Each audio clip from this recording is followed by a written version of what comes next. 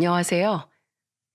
영혼의 반쪽을 잃고 쓸쓸히 살아가는 40대 여자입니다. 혹시 여러분들 중 쌍둥이 자매나 형제 혹은 남매가 있으신 분 계신가요? 있다면 아실 거예요. 세상에 첫 숨을 들이마시는 그 순간부터 함께한 내 몸의 일부나 다름없는 내 형제에 대한 이루 말할 수 없는 애착을 말이죠. 제게도 쌍둥이 언니가 한 명 있었답니다. 하나의 영혼을 반으로 갈라 태어났으니 언니와 저는 서로를 장난처럼 영혼의 반쪽이라고 부르곤 했어요. 그리고 평생 단짝처럼 붙어 다닌 언니를 잃었을 때 제 몸에 가득 들어찬 상실감은 어마어마했습니다.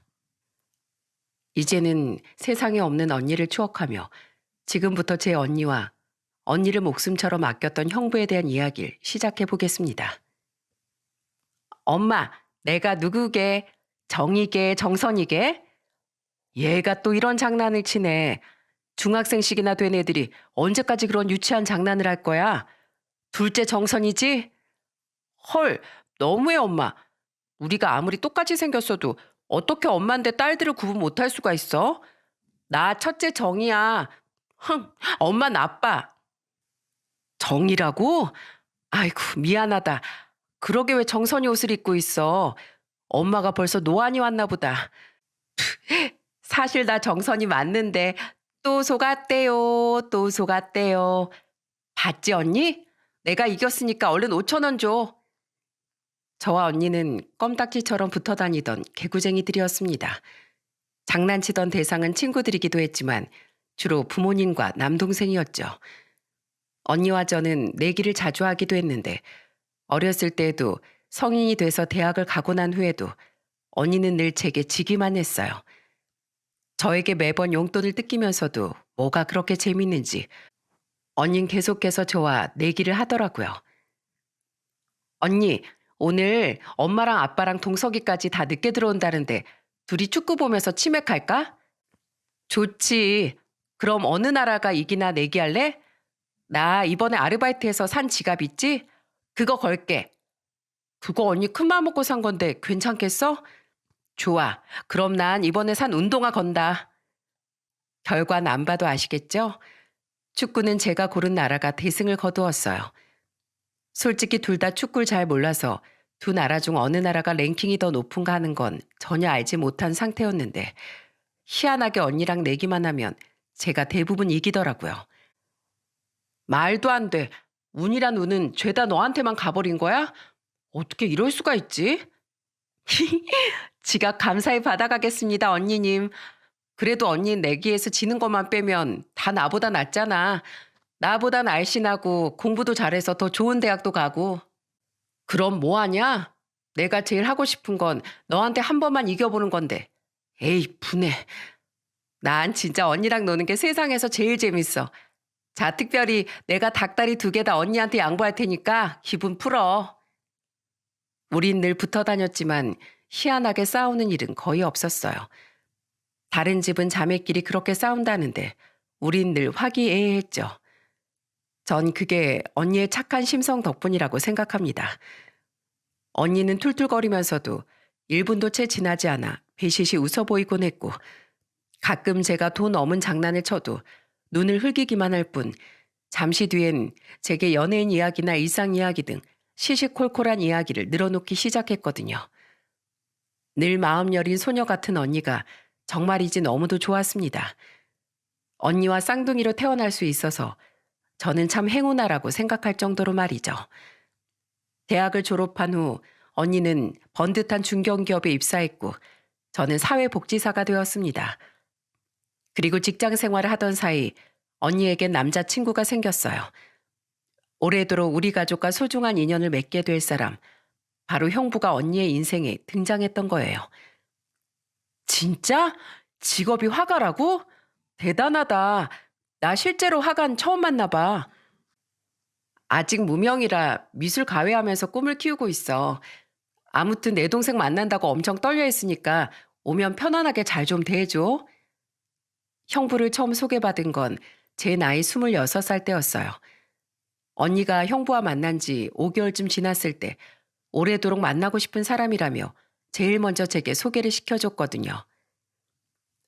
왜 이렇게 긴장하셨어요? 저 언니랑 완전 똑같이 생겨서 별로 안 불편하실 텐데 그냥 언니 그림자 같은 애라고 생각하고 편하게 대해주세요. 긴장한 게 티가 많이 나나요? 죄송해요. 편하게 행동하려고 해도 정희 가족한테 잘 보이고 싶다는 마음에 자꾸 긴장이 되네요. 계속해서 손에 땀이 흥건해졌는지 형부는 연신 바지에 손바닥을 문질러댔습니다.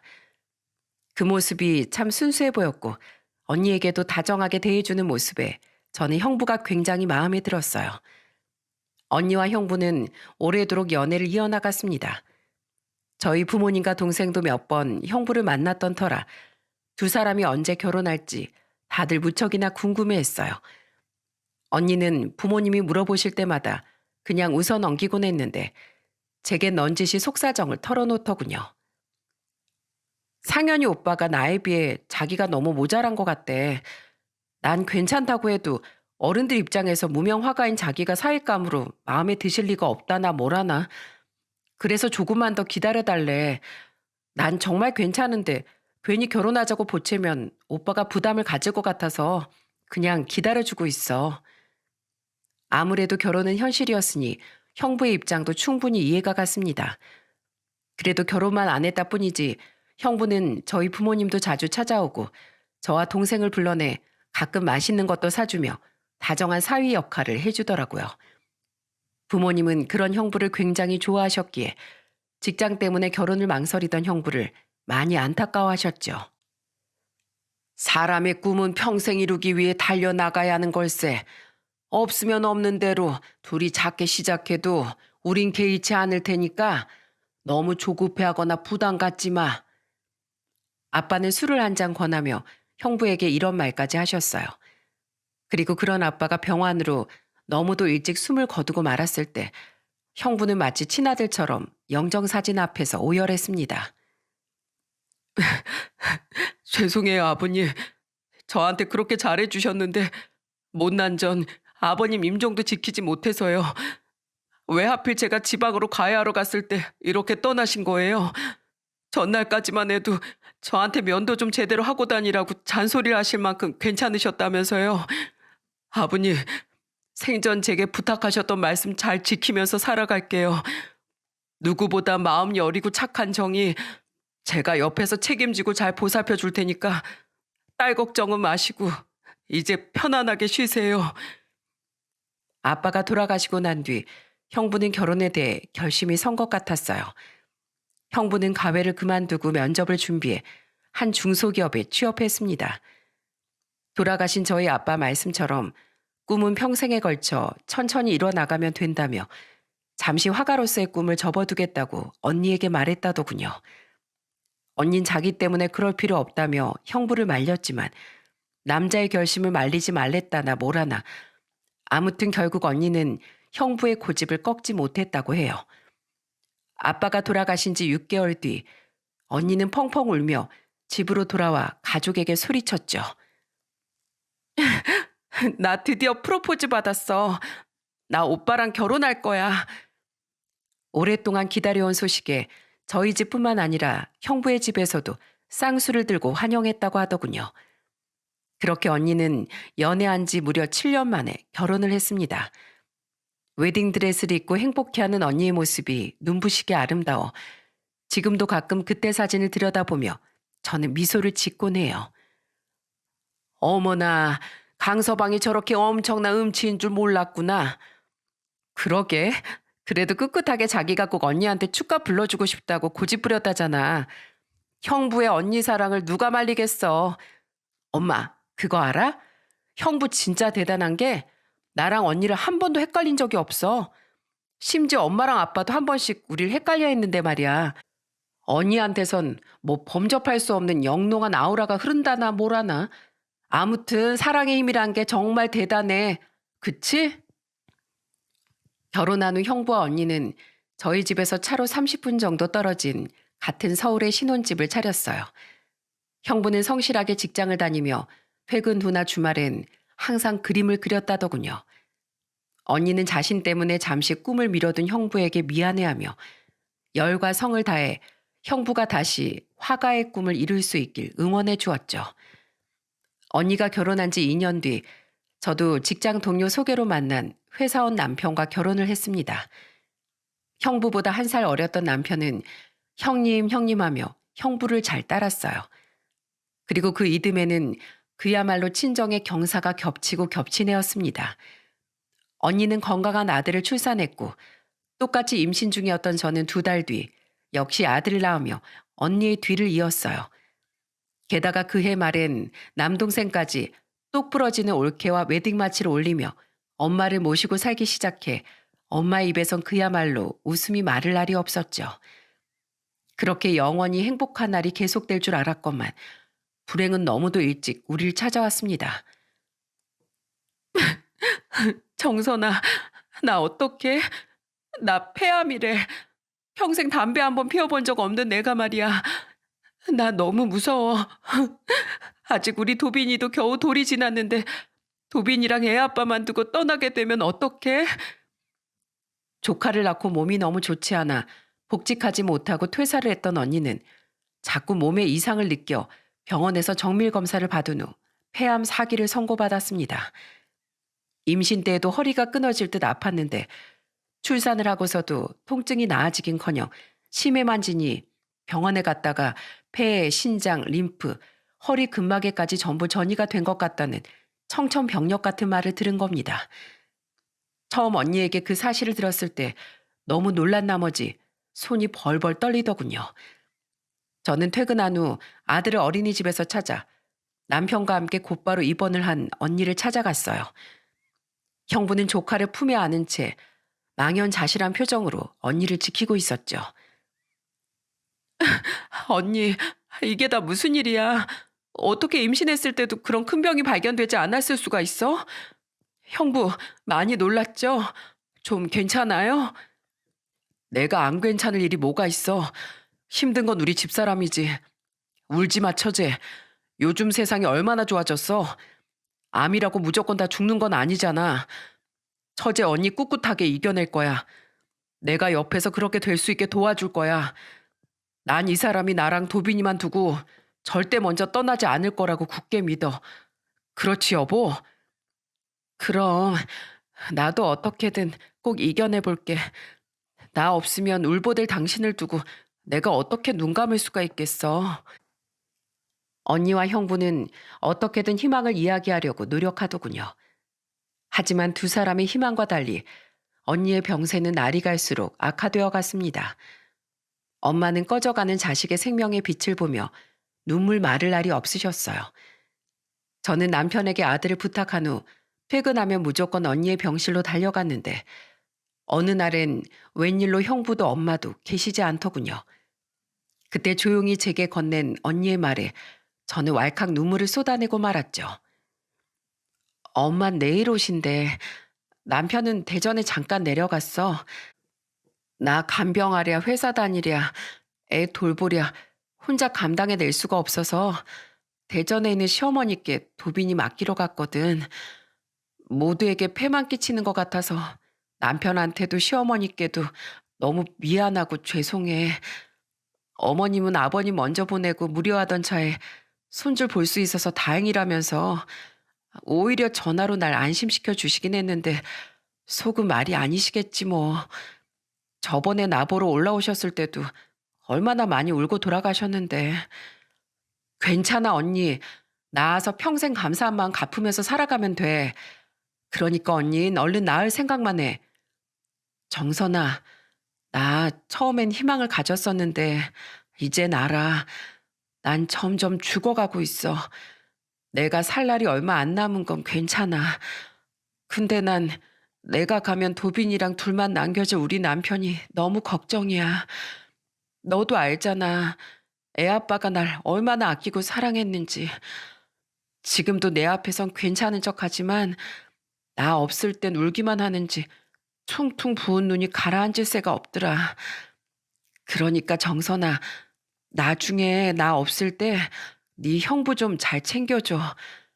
그리고 너도 동석이도 엄마도 조금만 힘들어하고 꼭 내 몫만큼 더 씩씩하게 살아줘. 알았지? 난 우리 가족도 애 아빠도 굳게 믿고 있어. 나 가고 나서도 꿋꿋하게 일어나서 다시 잘 살아갈 거라고 말이야. 그만해. 왜 자꾸 그런 불길한 말을 해? 언니 안 죽어. 내가 절대 그렇게 안 내버려 둔다고.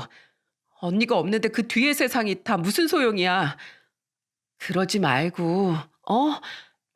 그래, 정선아, 우리 내기할까? 내가 떠나고 난 뒤에 너랑 동석이, 엄마, 그리고 우리 아들하고 남편이 반드시 행복해진다는데 내가 10만 원 걸게. 넌 평생 힘들어한다는데 걸어. 설마 이 언니랑 하는 마지막 내기인데 끝까지 빠득빠득 이겨 먹겠다고 하는 건 아니지? 그런 말도 안 되는 내기가 세상에 어딨어. 그리고 40 다 돼가는 사람이 쪼잔하게 10만 원이 뭐냐? 나 안 해. 에이, 하자. 이번에 내가 꼭 이길 거야. 아싸. 드디어 내가 널 이겨볼 수 있겠다. 그치? 언니는 애써 밝게 웃으며 말했지만 저는 하염없이 흐르는 눈물을 참을 수 없었습니다. 애초에 제가 싫다고 이겨보겠다고 우길 수도 없는 내기였으니까요. 언니는 결국 폐암 선고를 받은 지 8개월 만에 하늘로 떠나고 말았어요. 결혼한 지 겨우 5년 만에 비극이었죠. 언니를 떠나보내며 사람 같지 않은 귀괴한 소리를 내며 울부짖은 형부는 막상 언니의 장례식장에선 눈물 한 방울 보이지 않더군요. 그저 조카를 끌어안은 채 언니의 영정사진만 보며 끊임없이 중얼거릴 뿐이었어요.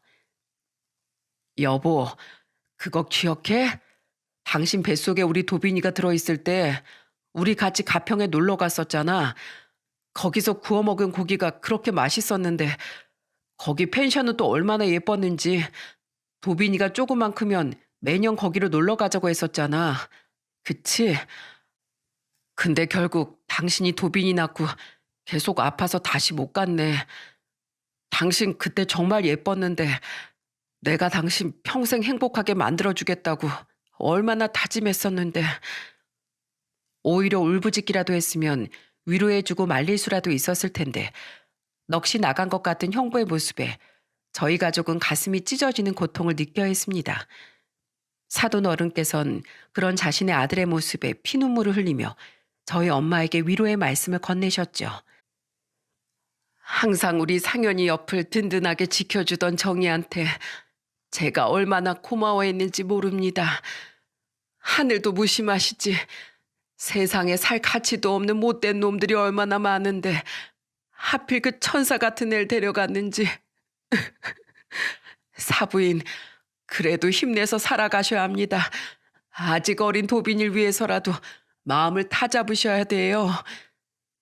저는 저와 똑같이 생긴 언니의 영정사진을 보며 이루 말할 수 없는 절망감을 느껴야 했습니다. 그리고 언니에게 다짐했어요.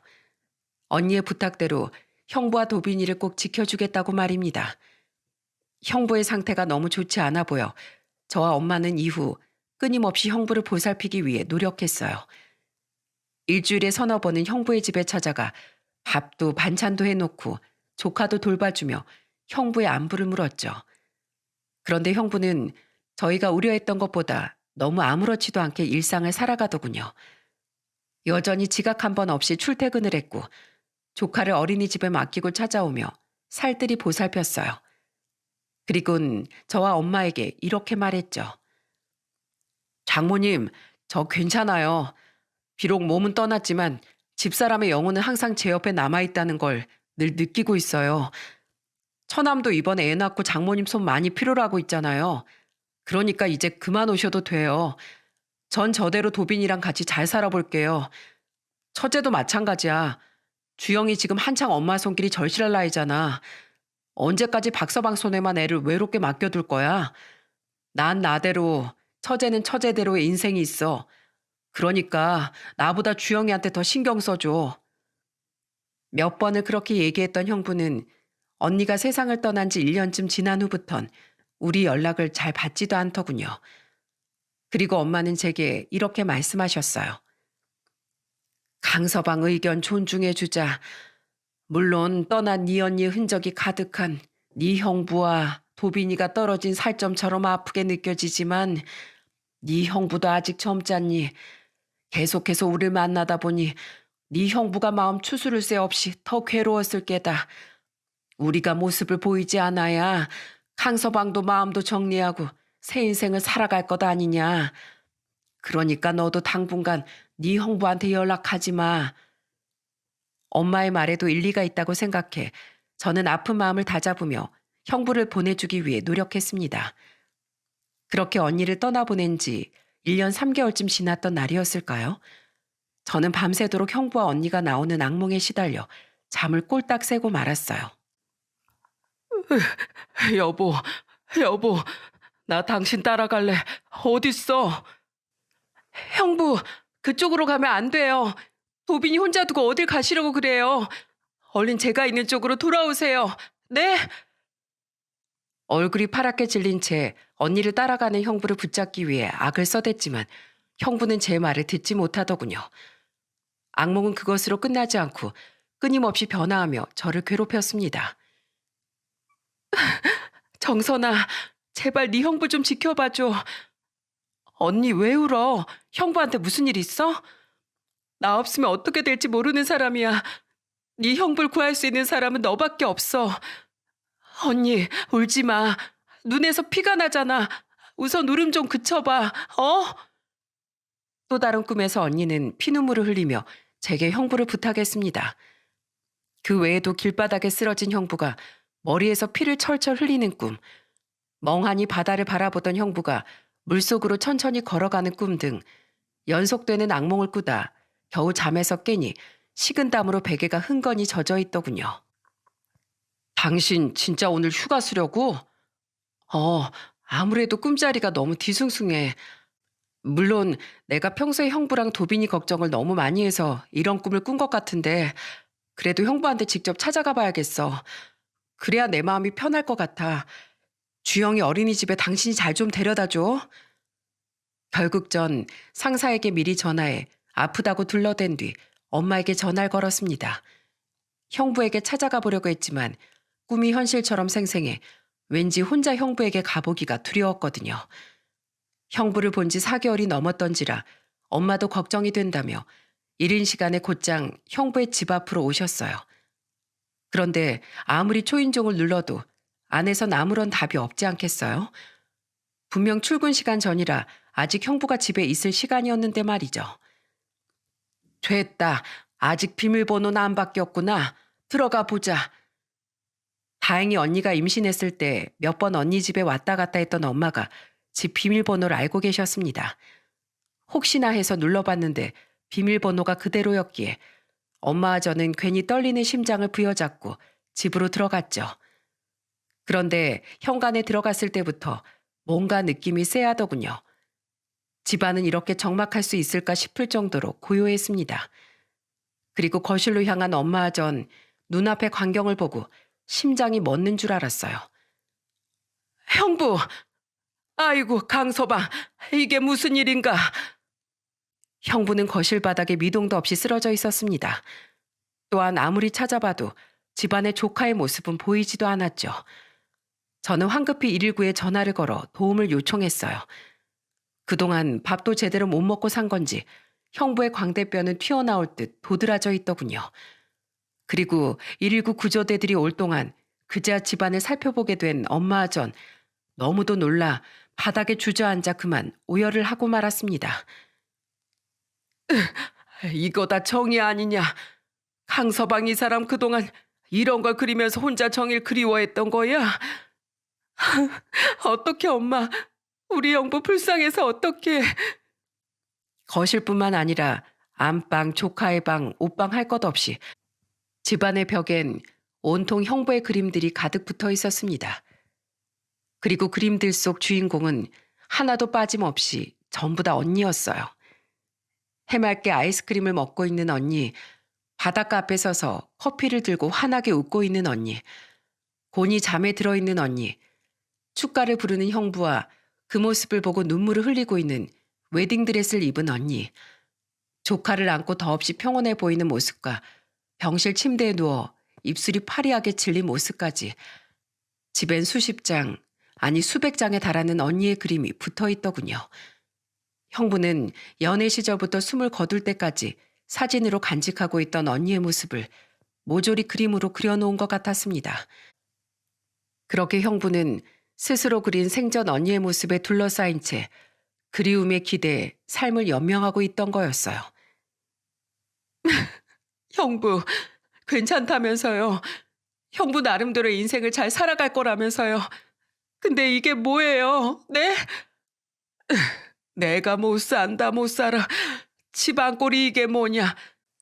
강서방 자네 혼자 어떤 아픔을 견뎠던 거야? 어. 우리의 절규에도 형부는 아무런 반응이 없었습니다. 형부는 구급차를 타고 응급실로 이송됐어요. 그리고 형부를 살핀 후 들려온 의사의 말은 더없이 충격적이었죠. 영양실조입니다. 요즘 세상 이렇게 젊은 분이 영양실조로 실려오기가 쉽지 않은데 끼니를 아주 많이 거르셨던 모양이에요. 의사 선생님 말처럼 요즘 세상에 그것도 번듯한 집도 직장도 있던 사람이 영양실조로 쓰러졌다는 게 말이나 되는 소리입니까? 언니 뒤를 따라가기라도 하려던 것처럼 형부는 스스로 곡기를 끊었던 거예요. 가슴이 찢어질 것 같았습니다. 엄마는 애써 다시 터지려는 울음을 참으며 형부의 어머니께 전화를 드렸죠. 형부가 링거를 맡고 있는 동안 얼마나 빨리 달려오셨는지 사돈 어른은 대전에서 서울까지 3시간도 채 걸리지 않아 도착하셨어요. 아이고, 상현아. 사돈 어른은 이제 막 의식을 차리기 시작한 형부를 부여잡고 오열하셨습니다. 그런데 겨우 입을 열기 시작한 형부의 말은 우리에게 더 없는 충격을 안겨주었어요. 어머니 오셨어요? 여보, 나 왜 쓰러진 거야? 장모님하고 처제까지 와 있네? 요새 과로했더니 몸에 무리가 왔나? 근데 당신 왜 울고 있어? 나 무슨 병이라도 걸렸대? 애 임신하고 허리도 자꾸 아프다던 사람이 왜 그러고 섰어? 이리 앉아. 어? 상현아, 너 지금 무슨 말을 하는 거니? 어? 어머면 이 세상에 없어. 어딜 보고 대체 무슨 말을 하는 거야? 어머니야말로 무슨 말씀을 하시는 거예요? 뒤에 정이 버젓이 서 있잖아요. 어머니, 정이 요새 몸이 좀 안 좋아요. 가뜩이나 배도 불러와서 매일 불안불안하다니까요. 앉을 수 있게 자리 좀 내주세요. 우린 너무 놀란 나머지 의사에게 형부의 상태를 다급히 말했습니다. 얼마 지나지 않아 형부는 그 대학병원의 정신과 의사에게 연계돼 잠시 상담과 검사를 받으러 갔어요. 의자에 망연자실하게 앉아있던 사돈 어른은 엄마 저에게 넋이 나간 말투로 이야기하셨죠.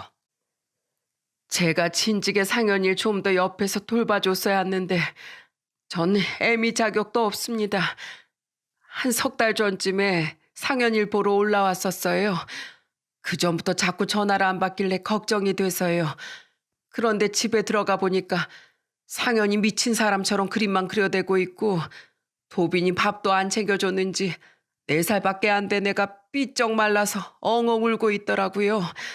알고 보니까 이미 상현이 회사도 나가지 않은 지 오래된 상태로 집에서 어멍 그림만 그려대고 있었더라고요. 딱 보기에도 제정신이 아닌 것 같아서 지금 우는 도빈이가 안 보이냐고 대체 왜 이러냐고 채근했는데 상현인 저더러 나가라면서 절 마구 밖으로 떠밀기만 했어요. 제발 정신 좀 차리라고 병원에 가보자고 애원해도 상현인 광기 어린 표정으로 자기 일에 신경 끄라고 소리만 지르더군요. 우선 도빈이부터 챙겨야겠다 싶어서 전 도빈이를 저희 집에 데리고 갔습니다. 다음날 사돈 어른은 다시 형부를 보러 올라오셨었다는군요. 그리곤 계속해서 병원에 가자고 설득하셨는데 전날과 달리 형부는 그때 제정신이었다고 해요. 자기가 잠시 혼자만의 시간이 필요한 것 같다고 한동안만 도빈이를 잘 부탁한다고 하더라고요. 이미 병원도 다니고 있으니까 걱정하지 말라는 말을 바보같이 믿고 말았습니다. 그 뒤로 도빈이 잘 있냐고 저한테 먼저 가끔씩 전화를 하기에 전 정말 상현이가 나아지고 있는 줄만 알았어요. 사부인도 아시다시피 제가 지금 어린이집을 운영하고 있는 데다 도빈이까지 돌보면서 계속 여길 왔다 갔다 하기가 힘드니 직접 눈으로 보지 못했던 거죠. 자식이 이 지경으로 마음고생하고 있는 줄도 모르고 전 정말 애미 자격도 없습니다. 자책하지 마세요, 사부인. 그 연세 일하면서 혼자 손주 돌보는 것만 해도 얼마나 힘에 부쳤을지 잘 알고 있습니다. 부모라고 무적은 아니잖아요. 강서방 아무 일 없을 겁니다. 상담과 검사 결과 형부는 심각한 우울증으로 인한 망상 장애를 앓고 있었다더군요. 언니를 향한 끝없는 그리움이 결국 형부를 미치게 만들었던 거죠. 증상이 왔다 갔다 하는 건지 검사를 받고 돌아온 형부는 정신이 멀쩡해져 있더군요. 죄송해요, 장모님, 어머니. 괜히 저 때문에 이렇게 달려오게 만들어서요. 저 괜찮아요. 또다시 제 몸 안 챙겨서 이렇게 쓰러지는 일 없게 할 테니까 걱정 말고 돌아가셔도 돼요. 처제, 휴가까지 쓰고 왔다며? 걱정시켜서 정말 미안해. 괜찮기 뭐가 괜찮아요. 형부 어머니께 병원 다닌다고 거짓말한 거죠? 약 먹고 치료만 잘 받았어도 짧은 사이에 이렇게 상태가 심각해지진 않았을 거라고 의사 선생님이 말씀하셨어요. 처제 말이 맞아. 미안해. 근데 이제 정말 치료도 잘 받고 나 밥도 잘 챙겨 먹을게. 그 말을 어떻게 믿어요? 이미 사돈 어른께 몇 번이나 거짓말했던 걸 다 아는데 저한테 매일매일 밥 먹는 사진, 치료받고 약 챙겨 먹는 사진 다 보낼 수 있어요? 그냥 나 좀 내버려도 알아서 한다잖아. 처제가 처제 언니야? 이제 사실상 우리 남남 아니야? 왜 그렇게 참견질이야?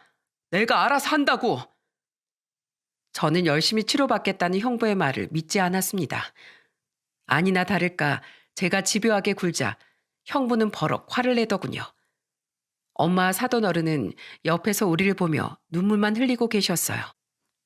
전 절대 이대로 형부를 보내면 안 될 것 같아 계속해서 소리쳤습니다. 알아서 뭘 할 건데요. 잘 지내고 있다고 전화로 거짓말만 하면서 밥도 안 챙겨 먹고 언니 그림만 주구장창 그려댈 거예요? 저 다 봤어요.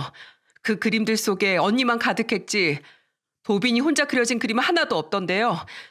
지금 형부의 세상은 온통 과거로만 가득해요.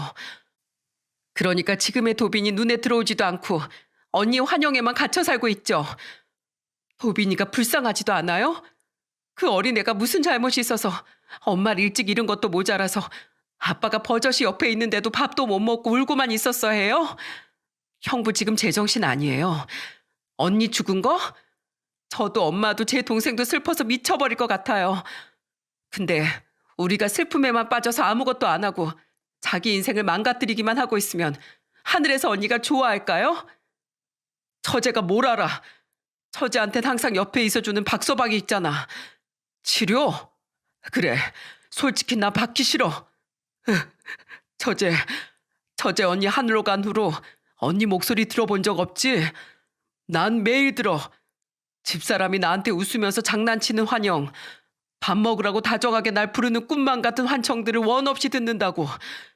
마냥 집사람들을 따라가고 싶던 와중에 내 병은 나를 살게 해준 유일한 동아줄이었어. 근데 치료를 받으면 또다시 우리 정이 내 옆에서 떠나보내야 하는 거잖아. 난 못해. 정인 내가 살아가는 유일한 이유야. 바보 같은 소리 말아요. 비록 언닌 이제 없지만 형부한텐 도빈이가 있잖아요. 언니도 없는 와중에 이젠 형부만이 세상의 전부인 도빈이가요. 세상에 남은 유일한 언니의 흔적인 도빈이를 모른 척 하겠다고요? 정신 차리세요. 형부는 언니 남편이기도 했지만 이젠 도빈이 아빠로서 살아가야 할 책임과 의무가 있어요. 형부, 내가 어떻게 엄마랑 같이 쓰러진 형부를 발견하게 됐는지 알아요? 어젯밤에 언니가 꿈속에 나타나서 저 한숨도 자지 못하게 밤새도록 울면서 형부를 부탁했다고요. 계속 위태로운 형부 모습을 제게 보여주면서 제발 형부 좀 구해달라고 저에게 끝없이 애원했었다고요. 피눈물까지 흘리면서요. 이게 그저 우연이라고 생각해요? 아니요. 전 절대 그렇게 생각 안 해요. 형부가 이러고 있으니까 언니가 형부랑 도빈이 걱정해 하늘에서 차마 편히 쉬지도 못하고 있는 거라고요. 그러니까 언니를 위해서라도 제발 정신 좀 차려요. 네? 우리 살아요. 살자고요. 저는 바닥에 무릎을 꿇고 침대에 걸터 앉은 형부의 무릎에 얼굴을 묻은 채 오열했습니다. 엄마와 사돈 어른 또한 형부의 손을 붙잡으며 흐느끼고 애원하셨죠. 상현아, 지금은 많이 힘들겠지만 사람이 살다 보면 다 사라지게 돼 있다. 나도 네 아버지 일찍 보내고 죽고만 싶었어도 지금 이렇게 버젓이 잘 살고 있잖니. 제발 약 먹고 치료받자. 싫어요. 앞으로 어떻게 살아갈 건진 제가 알아서 선택할 거예요. 강서방, 제발 이러지 말게. 자네마저 이러면 도빈이는 앞으로 누굴 믿고 사나? 아내를 잃은 슬픔 때문에 이 아픔을 겪고 있으면서 자식이 망가지는 걸 두고만 봐야 하는 부모의 마음은 왜 몰라주는 겐가? 사돈 어른의 말씀엔 무 자르듯 냉정하게 굴던 형부는 저희 엄마에겐 차마 아무런 대꾸를 못하고 고개만 숙이더군요. 얼굴도 얼굴이지만 언니와 목소리, 말투까지 너무도 많이 닮았던 엄마에겐 차마 싸늘하게 굴지 못했던 거죠. 응급실 침대를 비워줘야 했기에 우선 우린 집으로 돌아왔습니다. 형부는 너무 피곤하니 좀 쉬어야겠다며 집에 따라 들어가려던 저와 엄마, 사돈 어른을 밀어내더군요. 조카를 운영하던 어린이집 선생님께 맡기고 왔던 사돈 어른은 얼른 대전으로 돌아가 봐야 했는데 형부 걱정에 차마 발길을 떼지 못하셨어요. 엄마는 그런 사돈 어른의 손을 잡고 안심시키셨죠. 제가 어떻게든 강서방 설득해 보겠습니다. 그러니 걱정 말고 가보세요. 강서방도 중요하지만 어린 도빈이도 못지않게 중요하지 않습니까? 엄마도 그렇게 가고 아빠한테 외면까지 받았으니 그 어린 것이 얼마나 외로움을 타겠어요. 다행히 강서방이 제 말은 듣는 신용이라도 좀 하는 것 같으니까 제가 자주 찾아가 볼게요. 정말 감사합니다, 사부인. 도빈 어멈 떠나보내고 누구보다 힘든 건 사실 사부인일 텐데 제 아들까지 이렇게 챙겨주셔서요. 저도 시간 될 때마다 올라오겠습니다. 제발 우리 상현이 잘 좀 부탁드려요. 감사하긴요. 결국 강서방이 저렇게 된 건 다 제 딸을 너무 아껴서 그랬던 거 아닙니까? 제 딸 때문에 병을 얻은 우리 강서방, 제가 책임지고 되돌려 놓겠습니다. 잔뜩 망가져 있는 아들을 두고 손주를 챙기러 가야 했던 사돈 어른 마음이 얼마나 찢어지셨겠어요. 눈물을 멈추지 못하던 사돈 어른의 얼굴이 눈앞에 한참을 아른거려 엄마와 저는 고속터미널에서 돌아오는 내내 서로 아무 말도 주고받지 못했어요. 이후 엄마는 정말 매일같이 찾아가 형부를 설득하셨습니다. 남동생도 엄마를 몇 번이나 따라갔고 저와 남편 또한 며칠에 한 번씩 엄마와 함께 형부를 찾아갔죠. 처음 집안의 광경을 봤을 때 남편과 동생은 수백 장씩 붙어있는 언니의 그림을 보고 입을 다물지 못하더군요. 그러거나 말거나 형부는 여전히 면도도 하지 않고 미친 듯이 언니 그림만 그리고 있었어요. 그리고 현실과 망상의 세계를 오가는 형부의 손을 잡으며 끝없이 설득하던 엄마의 모습이 너무나 애처로워 보여 우린 모두 눈물을 참지 못했습니다. 강서방, 오늘 아주 예뻐. 내가 해준 밥도 싹싹 긁어먹고 말이야. 기분은 좀 어떤가? 오늘 자네 그림 속 우리 정이 얼굴이 밝은 걸 보니 자네 기분도 좋아 보이는데. 너무 좋아요, 장모님. 아, 오늘 해주신 소불고기 저희 집사람도 엄청 맛있게 먹었어요. 근데 이 사람이 어디 갔지? 방금까지 옆에 있었는데. 여보, 다행이구먼. 정이 찾지 말고 계속 그리던 그림이나 그리게. 나도 옆에서 구경 좀 하게. 이건 언제적 우리 정이 모습인가? 아, 제가 프로포즈 할 때 반지 받고 기뻐하던 모습이에요. 여기 사진 좀 보세요. 너무 예쁘죠? 장모님, 저희 정일 세상에 낳아주셔서 정말 감사드려요. 강서방, 오늘은 왜 그렇게 기운이 없나? 집사람 먼저 보내고 제가 무슨 자격으로 웃고 살 수 있겠어요? 저는 제 슬픔에만 빠져서 아들까지 팽개쳐둔 최악의 아빠이기까지 한데요. 오늘은 정신이 바로 잡혀 있나 보구먼. 강서방, 이러고 있지 말고 우리 같이 병원에 가세. 자네 말처럼 나도 환영이든 환청이든 기대서 우리 정이 얼굴 보고 목소리 듣고 싶은 적이 한두 번이 아니었어. 하지만 그렇다고 해서 우리 정이가 살아 돌아오나? 아니잖아. 과거의 허상에 갇혀 산다고 한들 자네 손에 잡히는 건 결국 현실이 아니라는 허무함과 절망감 뿐일 걸세. 자네가 우리 영감 하늘로 갔을 때 우리 영감 영정사진에 대고 그랬지? 이젠 자네가 우리 정이 잘 돌볼 테니 아무 걱정 말고 푹 쉬라고. 그때 자네와 마찬가지로 나도 하늘에 간 정이가 걱정 없이 푹 쉴 수 있도록 자네를 보살펴야 하는 의무가 있네. 그러니까 다 늙은 장모 더는 고생시키지 말고 제발 치료 좀 받게나. 어? 게다가 자네는 아내를 잃었지만 자네 아들 도빈이는 엄마를 잃고 동시에 아빠까지 사실상 잃게 된 셈이니 얼마나 불쌍한가. 자네의 전부였던 정이랑 도빈이를 위해서라도 제발 다시 일어나세. 엄마는 정말 하루도 빠지지 않고 형부를 찾아가셨어요. 사돈 어른 또한 일주일에 한 번씩은 꼭 올라와 엄마와 함께 하나뿐인 자식을 찾아가 설득하셨죠. 모든 가족들의 노력 끝에 한 달이라는 시간이 지난 뒤 드디어 형부는 병원을 다니기 시작했습니다. 다행히 병증이 생긴 지 그리 오래되지 않아 긍정적인 치료 결과가 기대된다고 병원에서도 말했다고 해요. 그렇게 2년 정도 지난 지금 형부의 망상장애는 거의 말끔히 사라졌습니다. 몇 달 전 형부를 찾아갔을 때 형부는 제게 펑펑 울면서 이렇게 말하더라고요. 처제, 벌써 한참 동안이나 집사람이 안 보여. 집안 어디에서도 집사람 목소리도 안 들리고 모습도 안 보인다고. 열심히 치료받은 결과니 나 기뻐해야 하는 거지. 도빈이를 위해서라도 멀쩡한 모습 얼른 찾아하니까 분명 잘된 일인데 나 너무 슬퍼. 이제 난 정말로 정이랑 이별해야 하는 거야.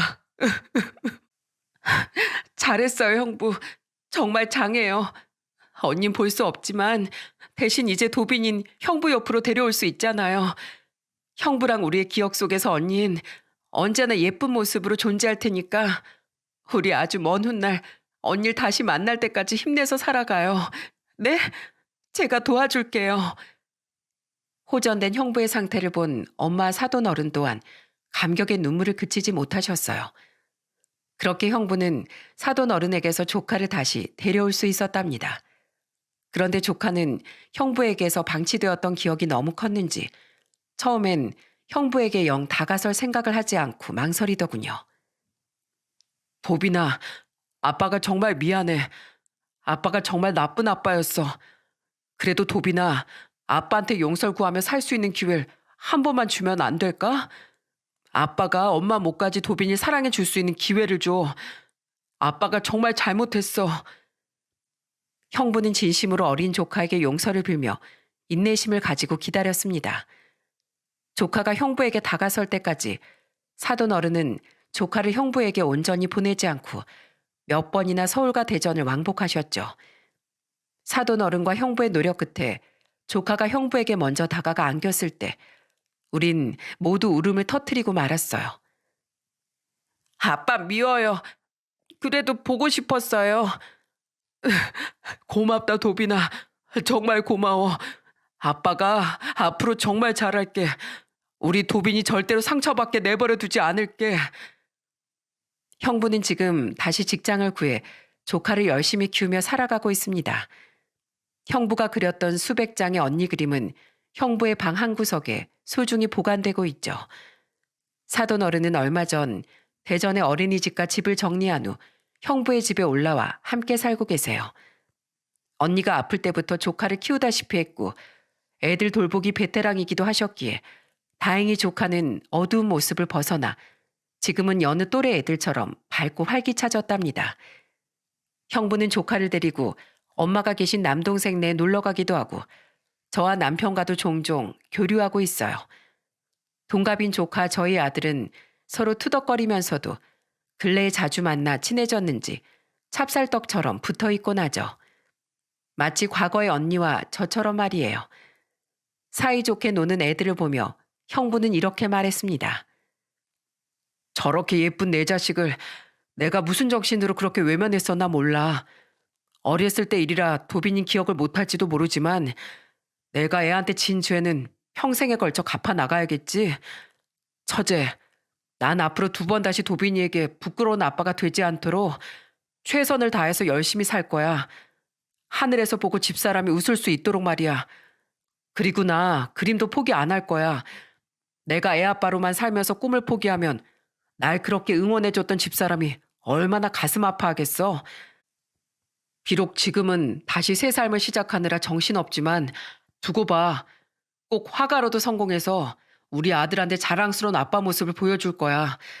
내가 잘 사는 게 결국 우리 아들과 집사람을 위한 길이라는 걸 우리 어머니와 처가 식구들 덕에 깨달았으니까 우리 집사람을 대신해서 내가 잘 해나가는 모습 처제랑 박서방 그리고 장모님이 옆에서 오래도록 지켜봐 줬으면 좋겠어. 그때 날 포기하지 않고 설득해줘서 정말 고마워. 저희 형부 정말 많이 건강해졌죠? 저는 앞으로 이런 형부를 열심히 응원하며 형부 말처럼 언니를 대신해 형부와 조카를 지켜보며 저도 저 나름대로 열심히 살아갈 거예요. 그렇게 열심히 살며 다 같이 행복을 찾아가다 보면 언니가 간절한 마음으로 부탁한 마지막 내기에서 언니를 이기게 해줄 수 있겠죠? 하늘에서 절 지켜보고 있을 언니에게 이렇게 말해주고 싶네요. 그렇게 평생 제게 지더니 마지막만큼은 승리를 거머쥐어서 이제 만족하냐고요. 다음 언니의 기일 땐 내기에서 졌으니 납골당에 있는 언니를 찾아가 5만 원짜리 두 장을 가만히 두고 와야겠네요. 혹시 여러분 중에서도 먼저 보낸 가족을 가슴에 묻고 사시는 분이 있다면 위로와 존경의 말씀을 드리고 싶습니다.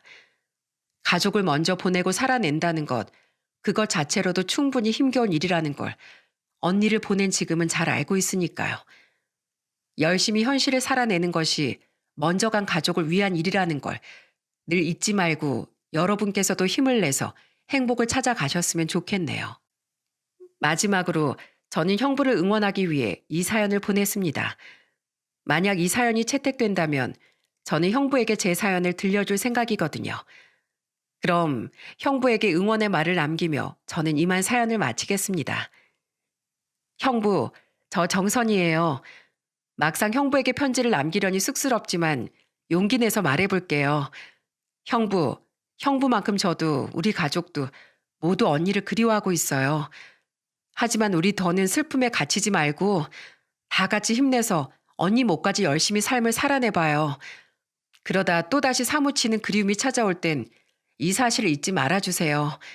형부 옆엔 함께 언니를 추억할 형부를 아끼는 가족이 항상 함께라는 걸 말이에요. 저희 언니를 그토록 사랑하고 아껴줘서 진심으로 감사합니다, 형부. 제가 가족으로서 형부를 늘 사랑한다는 걸 꼭 기억해 주세요. 우리 형부 화이팅! 아자 아자!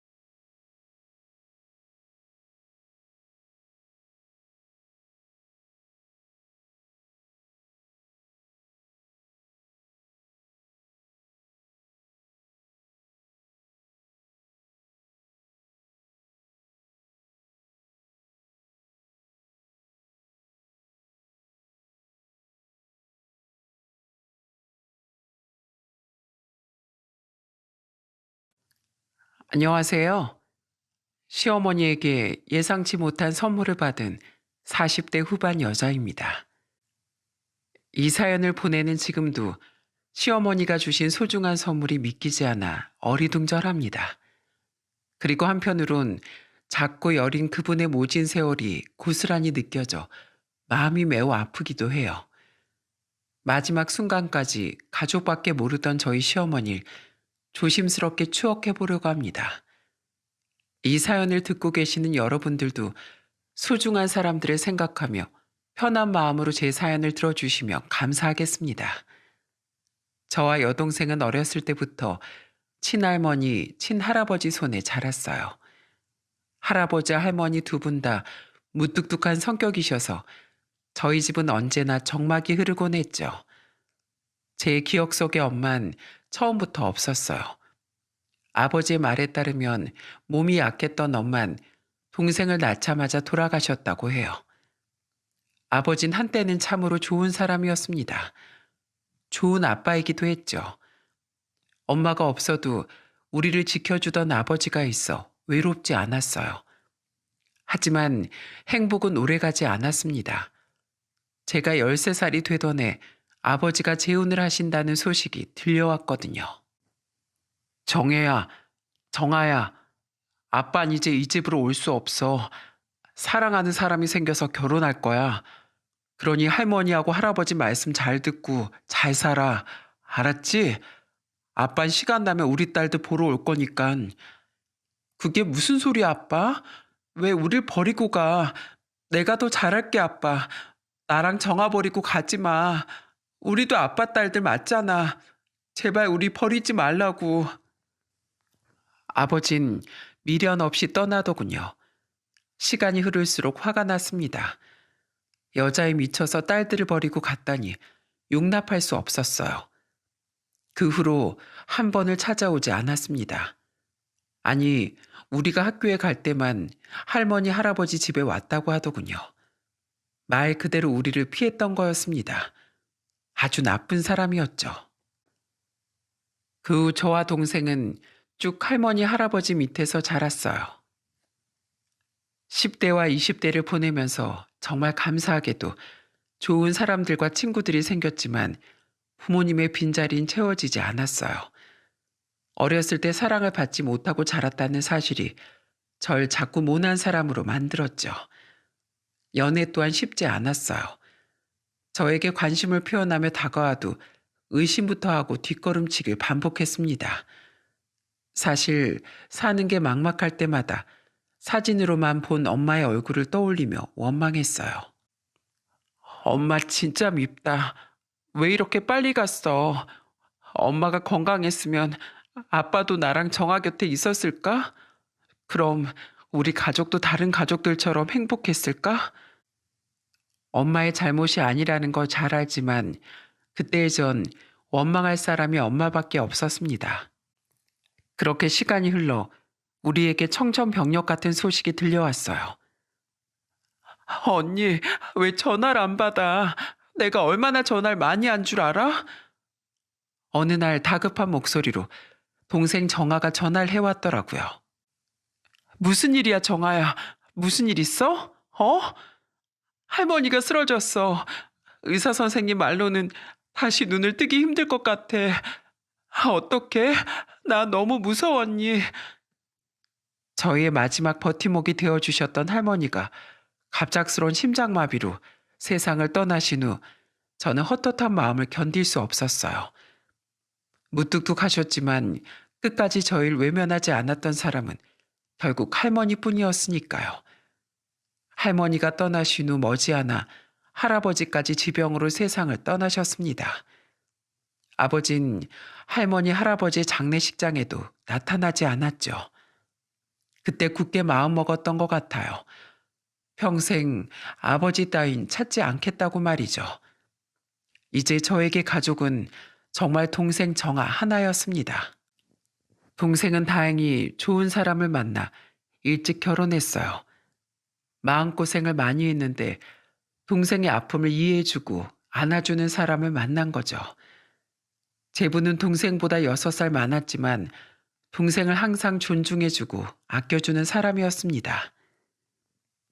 우리 정아 행복하게 잘 살아. 할머니가 너 결혼하는 거 봤으면 그래도 좋아하셨을 텐데. 그러게, 손녀딸 결혼하는 건 봐주시지. 뭐가 그렇게도 급하셨을까?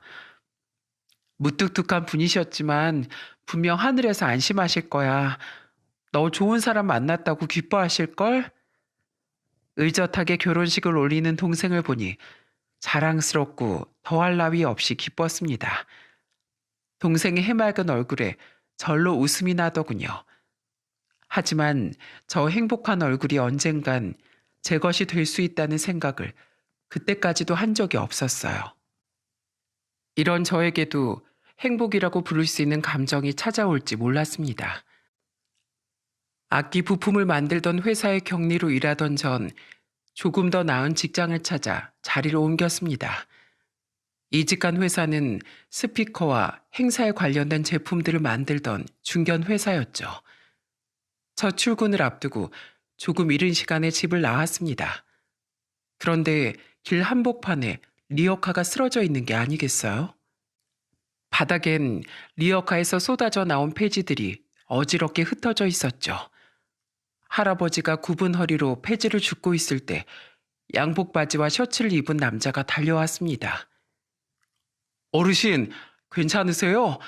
걱정 마세요. 제가 금방 주워드릴게요. 아이고, 고마워라. 바쁠 텐데 도와줘서 고마워요.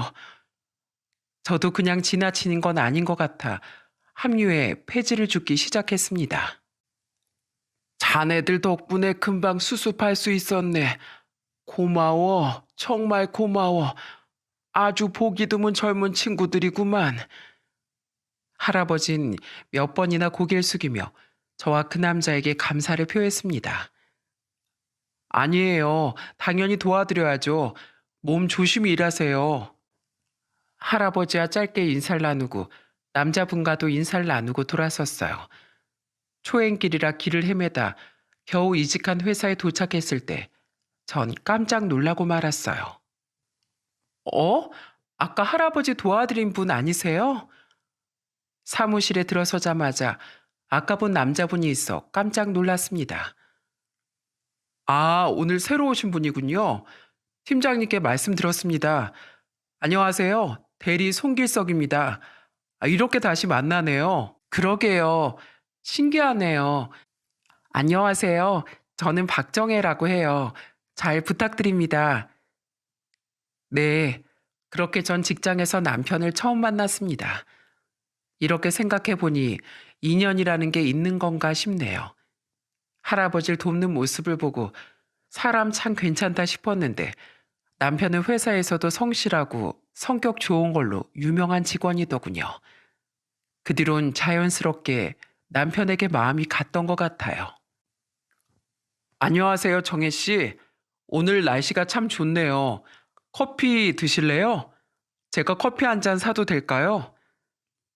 남편은 참 선한 사람이었습니다. 조용하고 내성적이었지만 저에게 하루에 한 번씩 꼭 말을 걸던 사람이었죠. 그런 남편이 마음에 들어온 건 우직함 때문이었어요. 맡은 일은 끝까지 책임지는 책임감과 지각 한번 하지 않는 성실함. 그리고 그 무엇보다 제 마음을 흔든 건 시간이 지나도 절 바라보는 눈이 한결같은 사람이었다는 거였죠. 저흰 1년이 넘는 시간을 직장 동료로 지내다 조심스럽게 만남을 이어갔습니다. 그 후 연인으로 1년을 보냈죠. 그러던 어느 날 남편은 말했어요.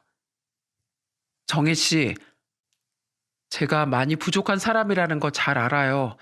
하지만 이거 하나만큼은 약속할게요. 난 항상 당신 곁에 있을 거예요. 힘들 때나 슬플 때나 절대 당신 혼자 두지 않아요. 저는 남편의 말에 참지 못하고 눈물을 흘릴 수밖에 없었어요. 그 말을 듣고 나서야 깨닫게 되었답니다. 저는 평생을 이 말을 듣고 싶었다는 것을요. 그때 이 사람과 결혼해야겠다는 확신이 들었어요. 그렇게 저도 행복을 욕심내기 시작했습니다. 하지만 행복을 욕심내니 두려움이 몰려오더군요. 내가 이 사람과 결혼할 수 있을까 싶었거든요. 전 평생 제대로 된 사랑을 받아보지 못한 사람이었으니까요. 저는 떨리는 마음으로 예비시댁에 찾아갔습니다. 얼마나 긴장했는지 모릅니다. 하지만 시어머니는 저의 그런 마음을 알아주셨는지 따뜻하게 절 반겨주셨죠. 아이고, 밖에 너무 춥죠? 얼른 들어와요. 손이 꽁꽁 얼었네. 이렇게 추울 줄 알았으면 오늘 이렇게 만나는 게 아닌데 미안해요, 미안해. 결혼 승낙을 받기 위해 처음 시어머니를 뵙던 날은 눈이 펑펑 내리는 추운 겨울날이었어요. 시어머니는 저와 남편이 대문을 열자마자 한달음에 달려나오셨어요.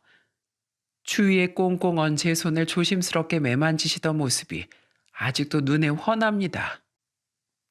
에이씨, 형은 왜 이제 와? 나만 하루 종일 눈치였잖아. 이 구린 집구석에 뭐 보여줄 게 있다고 하루 종일 유나는?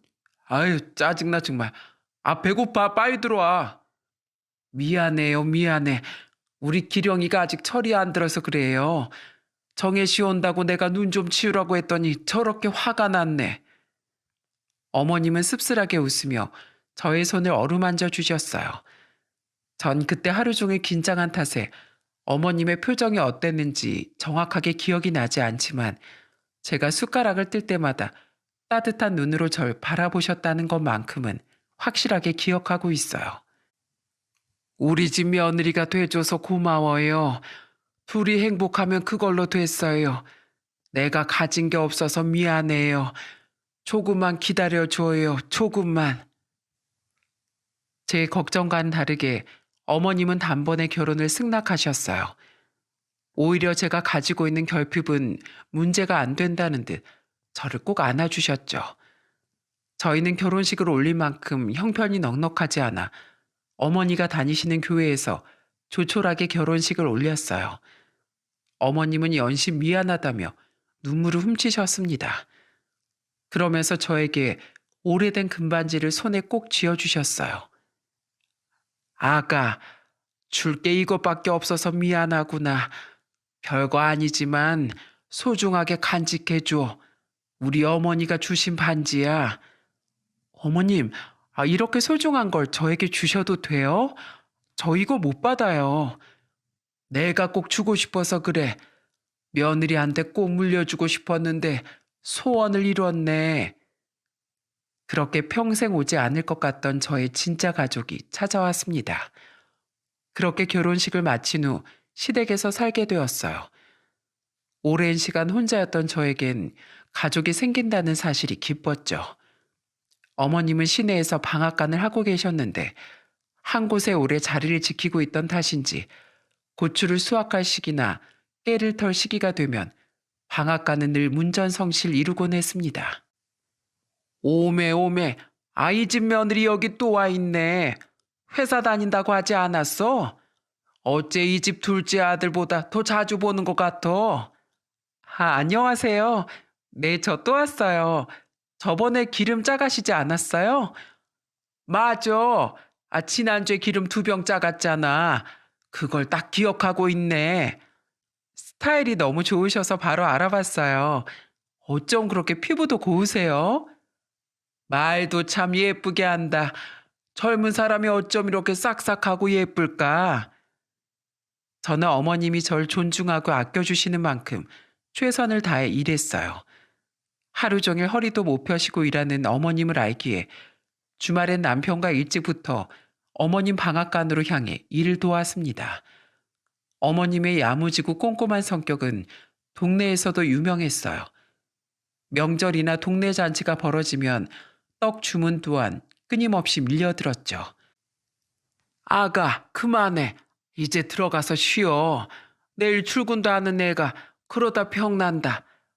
오지 말라니까 왜 자꾸 여길 와. 어머님 혼자 이걸 다 어떻게 해요. 저 체력 좋아요. 어머님도 아시잖아요. 길석이 하나로 충분해. 넌 집에서 쉬라니까. 어머님, 저 그냥 회사 그만두고 어머님이랑 같이 일할까요? 난 네가 힘든 일 안 했으면 좋겠구나. 똑똑한 애가 왜 힘든 일을 해? 컴퓨터 앞에 앉아서 일해. 어머님은 제가 방앗간에 오는 걸 좋아하지 않으셨어요. 처음엔 아무 일도 시키려고 하지 않으셔서 그걸로 다투는 일도 있었습니다. 제가 고추를 옮기거나 깨가 담긴 포대를 옮기려고만 해도 손살에 치며 앉아있으라고 야단을 치셨어요. 그 일은 고스란히 남편 차지가 되었죠. 엄마, 아들 돈 좀 줘. 돈이 없어서 쪽팔려서 친구도 못 만나. 성실한 남편과는 다르게 도련님은 제대로 된 일을 한 번도 한 적 없는 사람이었어요. 툭하면 어머님의 돈을 빼앗아 놀기 바빴죠. 도련님은 동네 친구들과 몰려다니며 온갖 양아치 짓을 다 하고 다니는 인간이었습니다. 한 번은 이런 일도 있었어요. 형경아, 저 앞 상거리 좀 가봐야 할 것 같아. 기령이가 술집에서 사람을 때렸단다. 지금 경찰 오고 난리 났어. 동네에서 자주 뵙던 이모님이 놀란 목소리로 저희 방앗간으로 뛰어들어오셨어요. 놀란 어머님과 제가 술집으로 가니 도련님은 가게에 있는 모든 테이블이며 식기들을 던지고 있더라고요. 아, 선생님, 이러시면 안 됩니다. 그만하세요. 경찰이 등장해 도련님의 양팔을 포박하고 나서도 도련님은 화를 삭히지 못했어요. 아, 놔봐. 저 뚱땡이 새끼가 먼저 꼬라봤다니까? 저 새끼를 내가 그냥 눈가로 확 파버릴까 보다. 도련님에게 맞아 바닥에 쓰러진 남자는 이마를 부여잡고 악을 쓰더군요. 저 미친놈 아니야? 경찰 아저씨, 저놈 진짜 미친놈이에요. 글쎄 술집에 지 혼자 있는 것 마냥 고래고래 소리치길래 조용히 해달라고 했더니 저 난리를 핀 겁니다. 확인 결과 도련님이 먼저 시비를 건 정황이 드러났고 폭력도 일방적으로 썼다고 하더군요. 이 사건으로 어머님은 적금을 깨 피해자의 합의금과 병원비를 마련하셨어요. 기령아, 제발 정신 좀 차려라. 언제까지 이 늙은 애미가 네 뒷공문이 쫓아다니면서 사고 수습하니? 지금이라도 정신 차리고 방앗간이라도 나와서 일해. 아, 진짜 그거 조금 돈 썼다고 유세는? 당연한 거 가지고 그럼 나 감방에 쳐넣으려고 했어? 도련님, 어머님한테 무슨 말을 그렇게 하세요? 아, 형수는 좀 빠져요, 빠져. 형수가 뭔데 나한테 훈계질이야? 형이랑 아주 하는 짓이 똑같네. 도련님은 남편과 다르게 입이 거칠고 험한 사람이었어요. 첫 만남부터 범상치 않아 보였지만 이 정도인 줄은 꿈에도 몰랐습니다. 남편이 없을 땐 전 물론이고 어머님에게도 서슴없이 막말을 퍼붓는 사람이었죠. 술이라도 마시는 날엔 어머님에게 돈을 요구하며 동네가 떠나가라 소리를 지르는 일도 빈번했습니다. 도련님은 하루가 멀다 하고 사고를 치는 사람이었죠. 어떤 날은 차를 사겠다고 어머님의 돈을 가져가 사기를 당하는 날도 있었습니다. 차라리 그 정도는 다행이라 여길 정도였어요. 그날이 있기 전까지는요. 엄마, 나 결혼할 거야. 그러니 돈 좀 마련해줘. 희령아, 아니 그게 무슨 소리야? 네가 결혼을 한다고? 드디어 마음을 잡은 거야? 잘 생각했다. 잘 생각했어. 어머님은 도련님이 결혼한다는 말에 기뻐하셨어요. 도련님은 조만간 결혼할 사람과 집으로 인사를 온다고 했죠. 어머님과 남편은 진심으로 좋아했어요. 남편도 꽤 큰 돈을 동생에게 쥐어주었죠. 그런데 인사를 오겠다고 한 날 도련님은 자취를 감췄습니다. 나중에 알고 보니 만나고 있던 여자에게 속아 가지고 있던 돈을 전부 넘기고 난 후였죠. 아휴, 아가, 기령이를 어쩌면 좋냐. 어쩜 얘가 저렇게 철이 없어. 어쩌자고 그 큰 돈을 홀랑 줘버렸을까. 어쩌자고. 그 후에도 도련님은 쉴 새 없이 사고를 쳤고 저희 가족은 도련님이 친 사고를 수습하고 다니기 바빴어요. 기령아, 너 때문에 어머니 힘들어 하시는 거 안 보여? 제발 정신 좀 차려, 제발. 남편이 한 소리 하고 나서야 도련님은 꼬리를 내리는 척 했지만 다 그때뿐이었죠. 어머님은 그럴 때마다 제 손을 꼭 쥐고 나직한 목소리로 말씀하셨어요. 아가, 내가 미안하다. 이런 소리 듣게 해서 미안해. 우리 가족 먹고 살겠다고 정신없이 일만 하다 보니 내가 저 기령이를 잘못 키웠나 보다. 미안하구나. 어머님의 눈물을 볼 때마다 마음이 아팠습니다. 한편으론 그런 도련님을 이해할 수 없어 마음앓이를 했더랬죠. 어느덧 시간이 흘러 저희 부부에게 첫 아이가 찾아왔습니다. 어머님은 산후조리원에 찾아와 제 손을 꼭 잡아주며 눈물을 흘리셨어요. 무더운 여름이었는데 저 하나 먹이겠다고 과일이며 사골이며 손에 바리바리 싸들고 오셨습니다. 아가, 고생했어. 많이 무섭고 힘들었지? 엄마 왔어. 어머님은 땀에 젖은 제 얼굴을 연신 훔치며 중얼거리셨어요. 저는 울컥 눈물이 쏟아져 어머님을 껴안고 서럽게 울었습니다. 그쯤 남편에게 도련님의 소식을 전해들었어요. 기령이가 사라졌어. 어머니가 모아두신 통장이랑 현금 일부를 가지고 집을 나갔더라. 이런 거 보면 피는 못 속인다고. 돈 다 들고 도망간 아버지랑 똑같아. 이 자식을 정말. 남편은 깊은 한숨을 쉬며 중얼거렸어요. 저는 말문이 막혔습니다. 남편 말로는 시아버님이 남편 어렸을 때 다른 여자와 바람나 집에 있는 모든 돈을 가지고 사라졌다고 하시더군요. 어머님의 상심이 얼마나 크실지 마음이 아팠습니다. 그 소식을 듣고 정말 도련님이 미워서 견딜 수가 없더라고요. 소름이 끼칠 정도였죠. 어머님은 몇 날 며칠을 울다 그 와중에도 제가 걱정되어 저에게 이 소식을 알리지 말라고 남편에게 신신당부하셨다고 하더군요. 야윈 어머님의 얼굴이 제 마음을 아프게 했습니다. 평생을 자식 생각만 하며 열심히 돈을 모았을 어머니께 어떻게 이렇게 모질게 구는지 저는 도련님을 이해하고 싶지도 않았어요. 저는 도련님 그 자식을 대신해 이 집의 둘째 딸이 되겠다고 마음먹었어요. 이미 저에겐 어머님은 부모님 같은 존재였습니다. 어머님, 저 말리지 마세요. 저 무슨 일이 있어도 어머님 옆에서 일할 거예요. 첫째 아이가 막 기어다니기 시작했을 때 전 아들을 얻고 방앗간으로 출근하기 시작했어요. 다니던 회사를 그만둔 참이었죠. 아이 보느라 힘들 텐데 뭐하러 여길 와? 어여 집에 들어가서 쉬어. 얼른. 그럼 떡만 좀 볶고 갈게요. 네? 어쩔 수 없어요. 이미 기계 돌아가요, 어머님. 그렇게 어머님의 만류에도 불구하고 집과 방앗간을 오가며 일을 하던 어느 날 뜻밖의 소리를 듣게 되었습니다. 그날은 어머님과 같은 교회를 다니신다는 분이 참기름을 짜겠다고 찾아오셨어요. 떡을 만들 불린 쌀을 확인한다고 자리 비운 어머님을 대신해 제가 기계를 만지고 있던 참이었습니다.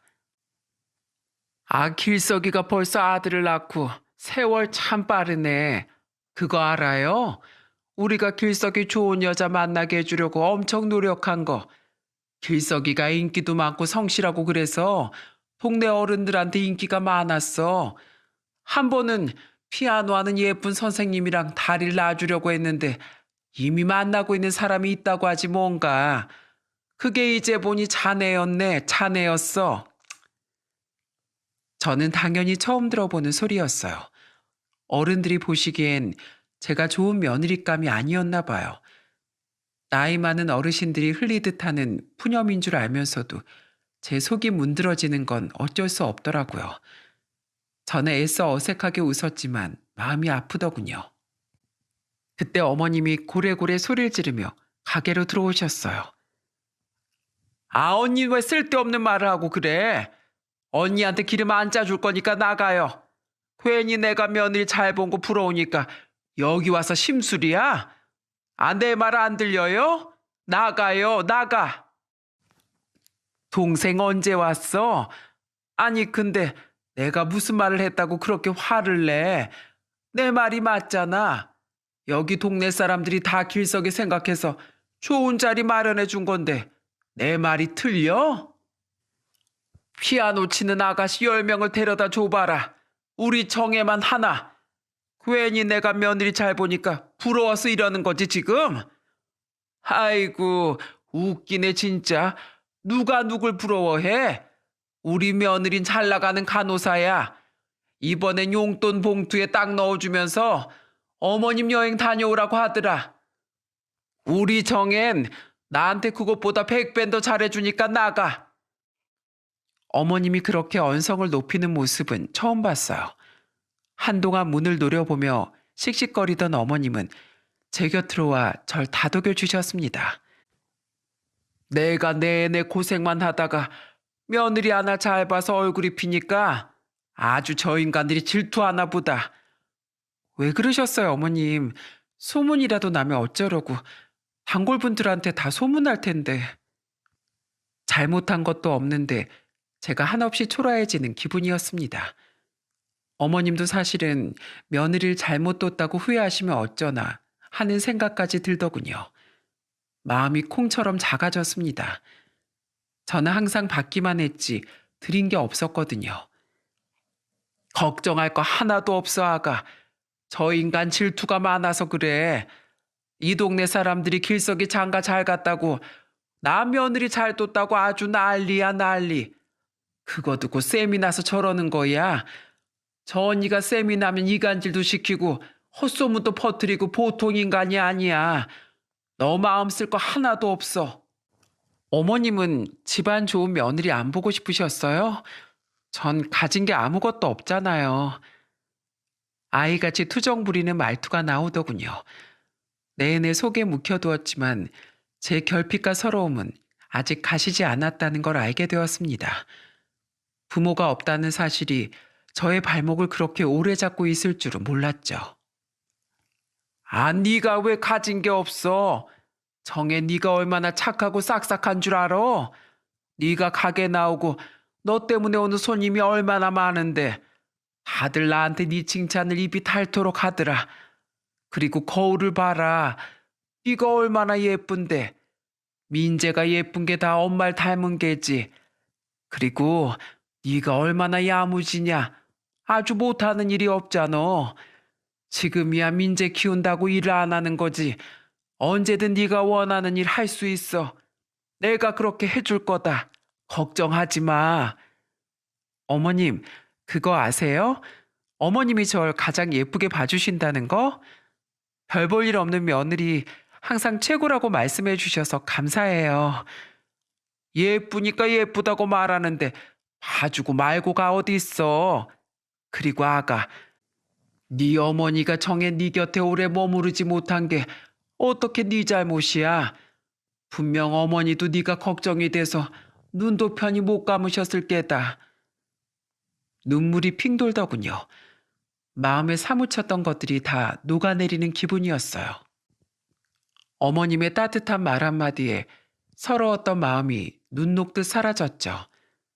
어쩜 이렇게 따뜻한 분이 계실까 싶었습니다. 아가, 난 항상 너에게 미안하다. 시집 와서 고생만 하는 것 같아 마음이 아파. 길석이가 9살 됐을 때 길석이 애비란 사람이 다른 여자 바람나서 집안에 돈이란 돈은 전부 들고 도망갔어. 그때부터 길석이한테 질리도록 한 말이 있었다. 넌 꼭 사랑하는 사람이랑 결혼하라고 했어. 어머님, 혼자 두 아들 키우느라 얼마나 힘드셨어요. 그땐 우리 아버지 말이면 다 들어야 했지. 얼굴 한 번 딱 본 사람이랑 결혼을 했어. 아무리 그래도 그렇지. 그렇게 아무것도 남기지 않고 사라질 줄은 몰랐다. 그래도 함께한 세월이 있는데 난 버려도 어떻게 자식까지 버리나 싶었어. 어느 날 아침에 일어나 보니 집이 텅텅 비어 있더구나. 현금도 모자라 집안에 돈 되는 물건도 전부 그놈이 가져갔어. 당장 살던 집에서도 쫓겨날 신세였지. 오갈 데가 없더구나. 그때 둘째 아이가 5살이었어. 그 어린 아이들마저 추위에 떨게 할 수 없어서 친정에 갔더니만 아버지가 날 쫓아내더구나. 네가 얼마나 못했으면 남편이 도망가냐고 고래고래 소리를 지르셨어. 어떻게 아버지가 딸에게 그런 소리를 할 수 있나 싶더구나. 당장 굶어 죽을 수 있다는 두려움보다 그땐 아버지의 그 말들이 날 너무 아프게 했어. 어느새 머리가 새하얗게 센 어머님이 고개를 파묻고 서럽게 우셨어요. 정말 마음이 찢어지는 것 같았죠. 전 어머님의 작은 어깨를 꼭 안고 등을 토닥여드렸어요. 길석이 손잡고 기령이 품에 안고 내 안 해본 일이 없었다. 그저 내 새끼들 굶어 죽이지 않기 위해 일했어. 그렇게 열심히 살다 보니 나에게도 행복이 찾아오더구나. 정혜야, 난 네가 우리 집 가족이 돼줘서 얼마나 기쁜지 모른단다. 어머님, 저도 남편이랑 어머님이랑 우리 민재가 있어서 얼마나 행복한지 몰라요. 그날 어머님은 한참 눈물을 훔치셨어요. 결혼 후 남편이 조심스럽게 시아버지 이야기를 해서 어렴풋이 알고 있었지만 어머님의 입으로 직접 시아버님이라는 사람의 만행을 듣고 나니 피가 거꾸로 솟을 만큼 화가 났어요. 덩달아 20살 초반 어린 어머님의 모습이 아른거렸습니다. 저와 어머님은 그 후 더 돈독한 사이가 되어 정말 엄마와 딸처럼 지냈습니다. 그리고 그 사이 저희 부부에겐 둘째 아들이 생겼어요. 저에겐 꿈 같은 시간이었죠. 넉넉하진 않지만 행복한 나날이었어요. 그런데 너무 행복했던 탓일까요? 제 행복은 그리 오래 지속되지 않았습니다. 어머님, 무슨 소리예요? 암인데 왜 수술을 안 받으세요? 요즘 위암은 수술만 잘 되면 완치 확률 높대요. 저랑 당장 수술 날짜 잡아요. 자주 복통을 앓고 식사를 거르던 어머님이 뒤늦게 검사를 받았을 때 이미 암은 조금씩 자리를 넓히고 있는 상태였어요. 저는 억울해서 견딜 수 없었습니다. 저는 무작정 유명한 병원을 찾아다니며 어머님이 수술할 수 있는 병원을 찾아다녔어요. 저의 눈물 어린 설득과 남편의 진심 어린 부탁에 어머님은 결국 큰 수술을 하셨고 다행히 결과는 아주 좋았습니다. 정혜야, 정혜가 고생했다. 고생 많이 했어. 잠도 못 잤지? 어여 가서 자라. 몸 다 상하겠다. 어머님은 수술 후 눈을 뜨자마자 제 손을 잡고 중얼거리셨어요. 의사 선생님에게 수술 경과가 아주 좋다는 소식을 듣고 온 터라 저와 남편 둘 다 한시름 덜 수 있었죠.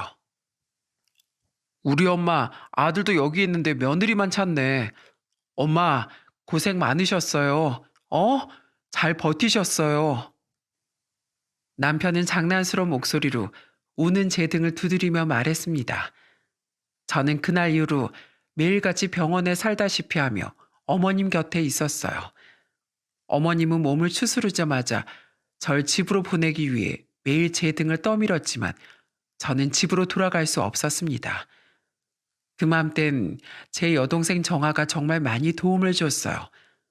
아들 민재와 준우를 많이 돌봐주었죠. 어머님이 한번 아프고 나자 저희 가족은 더 애틋해졌습니다.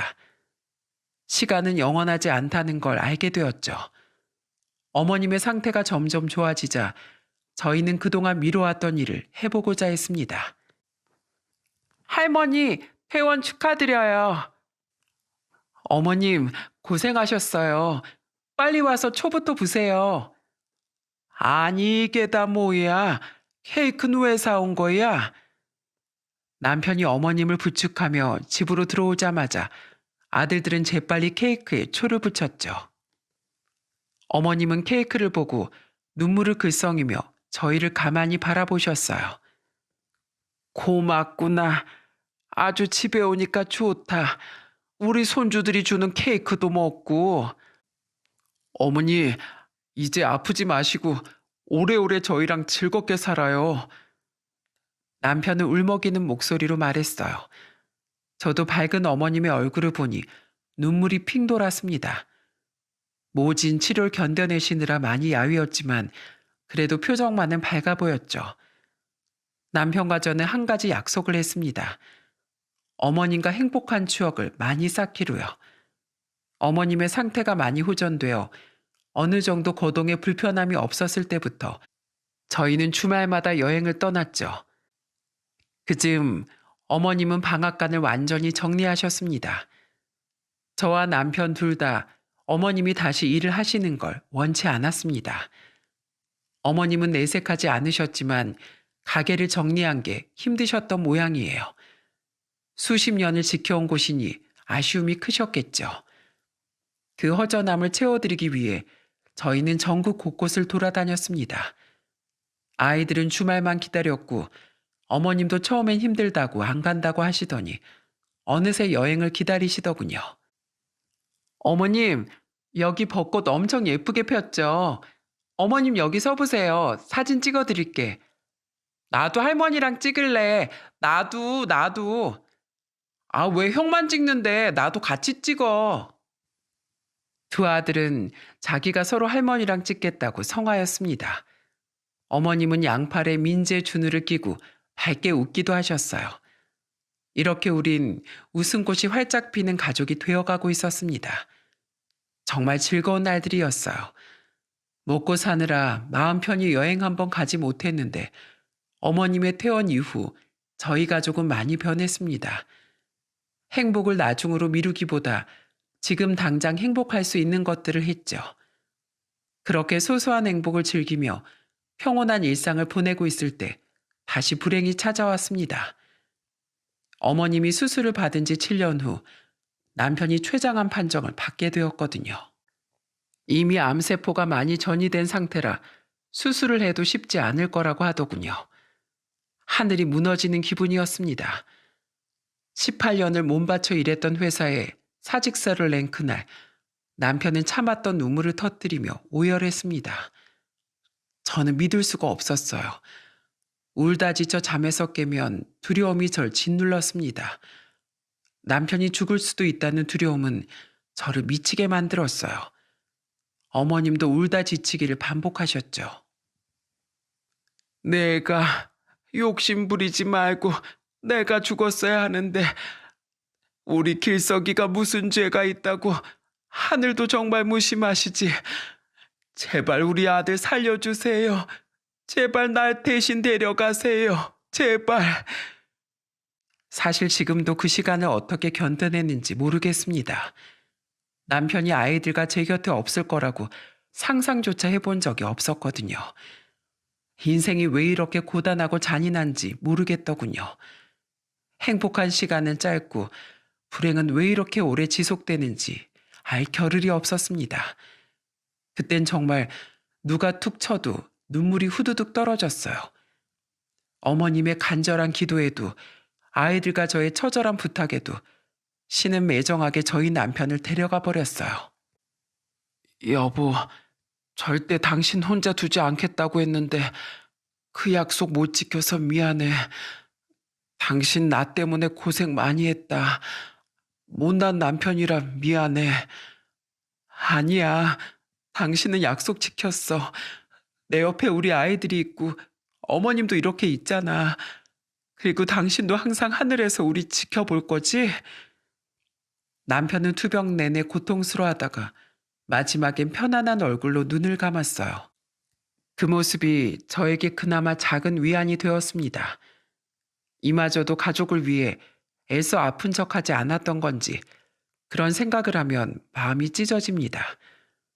남편은 항상 가정에 충실하고 다정한 사람이었어요.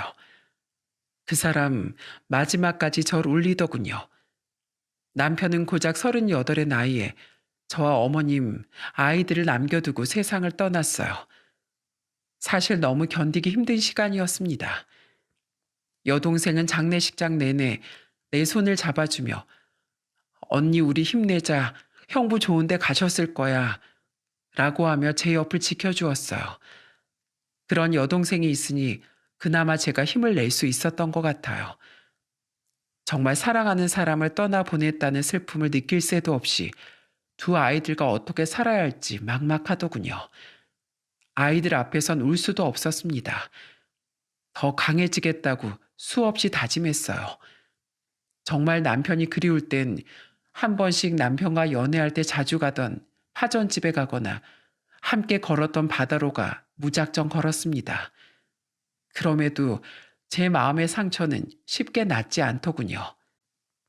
형수, 형도 죽었는데 아직도 우리 엄마한테 붙어 있어요?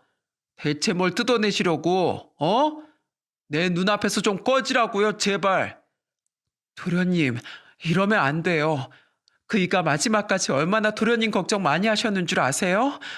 제발, 제발 철 좀 드세요. 아, 마지막까지 형 노릇하려고 하네. 아이씨, 엄마, 가게 정리한 거 어딨어? 그것만 주면 간다고. 아니, 돈을 주면 내가 가지. 누군 이 집 구석에 있고 싶나? 도련님은 정말 마지막까지 어머님 가슴에 대못을 박아버리더군요. 형이 죽었는데도 눈 하나 깜짝하지 않고 돈을 달라고 찾아온 걸 보고 정말 분통이 터졌습니다. 뒤늦게 알게 된 사실은 도련님은 18살 때부터 시도 때도 없이 어머님의 돈을 훔쳐 사라졌다가 돈이 떨어지면 집에 기어들어 왔다고 해요. 어머님은 그런 도련님에게 버럭 화를 내셨습니다. 이 아이놈아, 너한테 줄 거 하나도 없다. 이 천하의 쓰레기 같은 자식. 어디 감히 내 딸한테 큰 소리를 쳐? 당장 나가. 경찰 부르기 전에.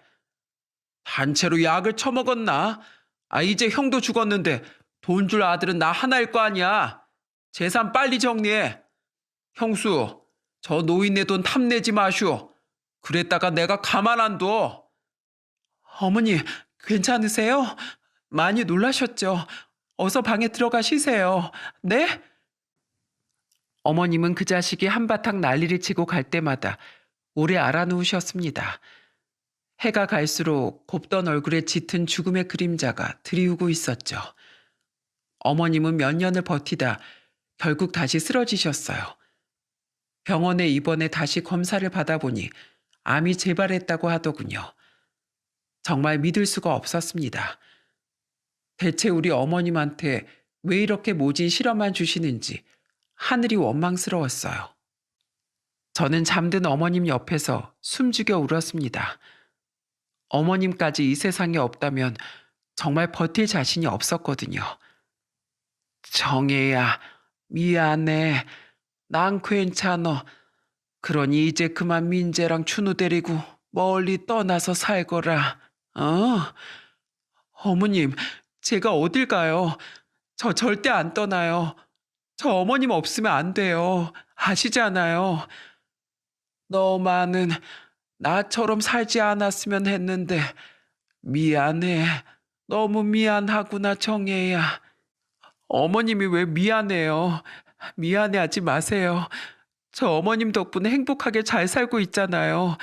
왜 그런 말씀을 하세요? 정말 잘해주고 싶었는데 너 고생시키고 싶지 않았는데 어머님은 충분히 잘해주셨어요. 저 고생한 거 없어요, 어머님. 맨날 어머님이 차려주신 밥 얻어먹기만 했는데요. 어머님은 모진 세월 고생만 하시고 매일 하신다는 소리가 저에게 미안하다는 말뿐이셨어요. 본인 생각만 하셔도 모자랄 시간에 그렇게 제 걱정과 아이들 걱정만 늘어놓으셨습니다. 시간이 지날수록 나약해지는 어머님의 모습을 보며 매일 눈물이 울컥 쏟아졌어요.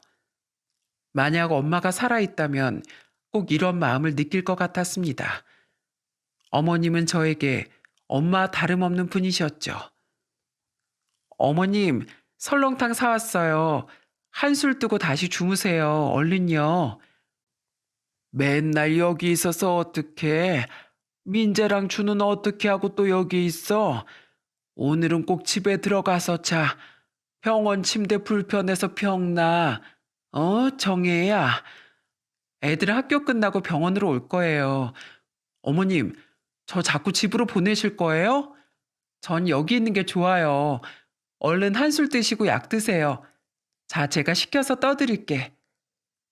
어머님은 끝내 재발된 암을 이겨내지 못하셨어요. 저는 기적을 바랬지만 어머님이 고통 속에 매일 힘들어 하시는 모습을 보면 더 이상 제 욕심을 부릴 수는 없었습니다. 그리고 어느 날 제 손을 꼭 잡고 이상한 말씀을 하셨어요. 정혜야, 그동안 이 시엠이 보살핀다고 고생 많았지? 고맙다, 고마워. 그리고 너한테 마지막으로 내 할 말이 있다. 꼭 명심해. 내 작은 아들한텐 꼭 비밀로 해야 한다. 알았지? 네? 무슨 말씀이세요? 내가 눈을 감거든 꼭 이 주소를 찾아가. 꼭 가야 한다. 가서 꼭 명옥일 찾아. 어머님은 마지막까지 제 걱정에 쉽게 눈을 감지 못하셨어요. 어머님이 저에게 지어준 쪽지엔 주소와 연락처, 그리고 누군가의 이름이 적혀 있었습니다. 어머님은 쪽지를 전해주고 이틀 후 조용히 숨을 거두셨어요. 저는 마지막까지 제 걱정을 하셨던 어머님을 생각하며 이를 악물었습니다. 그리고 아이들에게 더 이상 약한 모습을 보여주고 싶지 않았어요. 저는 장례식장 내내 울음을 꾹 삼키고 조문객을 맞았습니다.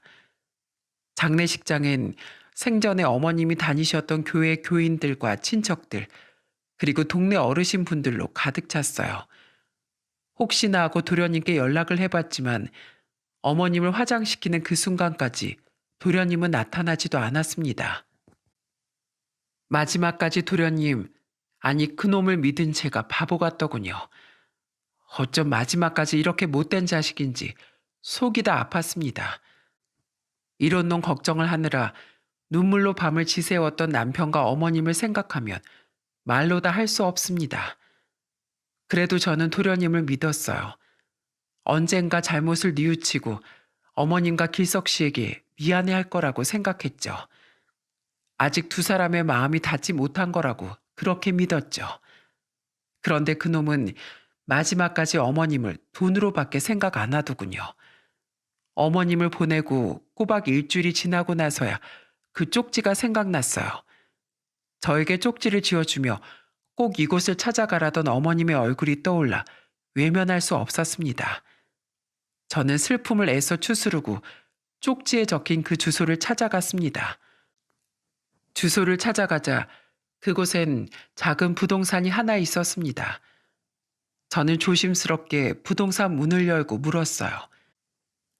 혹시 여기 김명옥 씨 계신가요? 저의 물음에 소파에 앉아있던 사장님은 급하게 어딘가로 전화를 거시는 것 같았어요. 어머님, 지금 부동산에 윤영경 어머님 여느님이 와 계세요. 사장님은 전화를 끊고 저에게 차를 내어주셨습니다. 저는 멍한 얼굴로 시계를 바라보고 있었죠. 그렇게 20분쯤 지났을까 익숙한 얼굴이 부동산 문을 열고 들어오더군요. 아이고 고생 많았어. 우리 현경이 좋은 곳 갔을 거야. 그래 얼마나 고생이 많았어. 내가 진작 이야기를 했어야 했는데 혹시라도 막내가 들을까 봐 말을 못했어. 잘 왔어, 잘 왔어. 제 손을 잡고 우시는 분은 어머님의 장례식장에서 뵈었던 분이었어요. 저는 울컥 울음이 쏟아져 나와 그분께 안겨 목 놓아 울었어요. 많이 힘들었지? 아휴, 얼마나 마음이 아플 거야. 오늘 자네가 여기로 온 이유는 나랑 갈 데가 있어서야. 저는 영문을 모른 채 그분의 손에 이끌려 걸음을 옮겼습니다. 그 순간에도 어머님이 제 곁에 없다는 사실이 믿어지지 않아 눈물이 흐르더군요. 자, 여기야.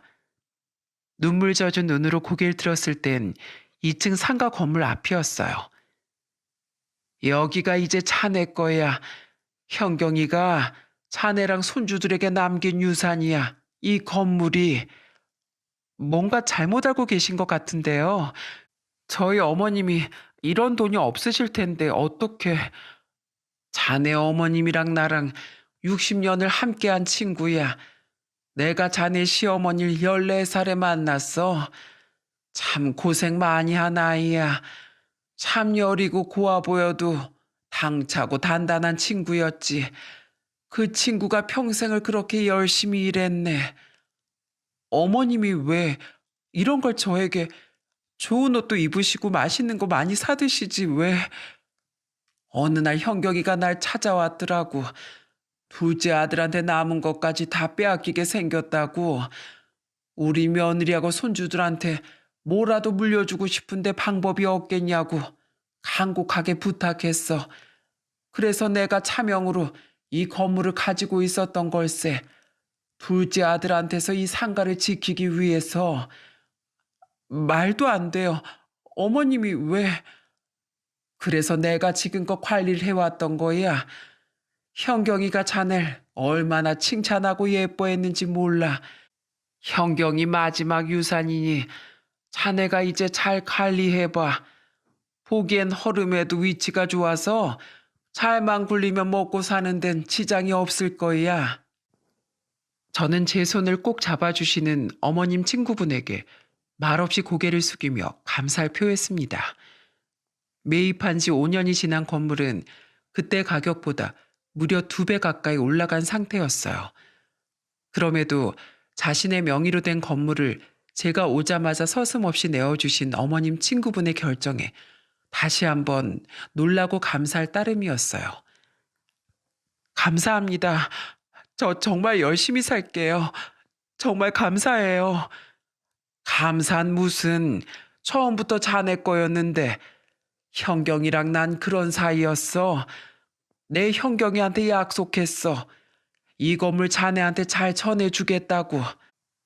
이 건물을 당신의 아들에게 뺏길까 전전긍긍하며 걱정하셨던 어머님을 생각하니 눈물이 핑 돌았어요. 저는 이 건물 1층에 어머님이 생전 좋아하셨던 설렁탕 집을 차렸어요. 여전히 설렁탕을 보면 어머님이 제일 먼저 생각나 눈물이 차오르곤 합니다. 처음엔 힘들었지만 이젠 제법 안정적으로 운영이 되고 있는 상태랍니다. 이 건물의 위치가 좋아서 부동산 업자들이 비싸게 건물을 팔라고 많이들 말씀해 주셨지만 전부 거절했어요. 어머님이 소중하게 지킨 유산임을 알기에 쉽게 이 건물을 팔고 싶지 않습니다. 어머님, 남편이랑 잘 있죠? 우리 민재가 벌써 고등학교를 졸업해요. 우리 준우도 고등학생이고요. 이제 다 컸지요? 그곳에서 항상 우리 지켜봐줘서 고마워요. 저 앞으로도 열심히 살아볼게요. 저는 앞으로도 오래오래 어머님이 남긴 유산을 소중하게 지켜나갈 생각입니다. 이 건물도 또 제 손가락에 끼워져 있는 반지도요. 먼 훗날 저희 아들에게 사랑하는 사람이 생기면 이 반지를 쥐어줄 수 있겠죠? 사실 지금도 남편과 어머님을 생각하면 가슴이 꽉 막힌 것처럼 아플 때가 있어요. 너무 그리워서 우는 것밖에 할 수 없을 때도 있고요. 하지만 그럴 때마다 어머님이 가족을 지키기 위해 노력하셨던 것들을 떠올려 봅니다. 요즘은 설렁탕 집을 운영하면서 여동생과 자주 교류를 하고 있어요. 내가 아프거나 무슨 일이 있으면 제일 먼저 달려와 준 든든한 동생이랍니다. 우린 그렇게 서로를 든든히 응원해주며 살아가는 중이에요. 이게 가족의 힘이 아닌가 싶습니다. 저는 제 인생에서 가장 소중한 사람들을 너무 빨리 잃었어요. 그래서 한때는 정말 살 수 없을지도 모른다는 생각을 하곤 했죠. 하지만 전 놀랍게도 이제 그들을 떠올리며 우는 날보다 그들을 추억하면서 웃는 날들이 더 많아졌습니다. 저처럼 혹여 사랑하는 사람들을 잃은 분들이 부디 이 순간 조금 덜 아프셨으면 좋겠어요. 조금 느리더라도 반드시 이 시간들이 지나갈 것이라고 전 믿어요. 저는 남편과 어머님의 사랑을 기억하며 단단하게 앞으로 나아가 보려고 합니다. 지금까지 제 긴 사연 들어주셔서 너무 감사합니다. 모두 행복하세요.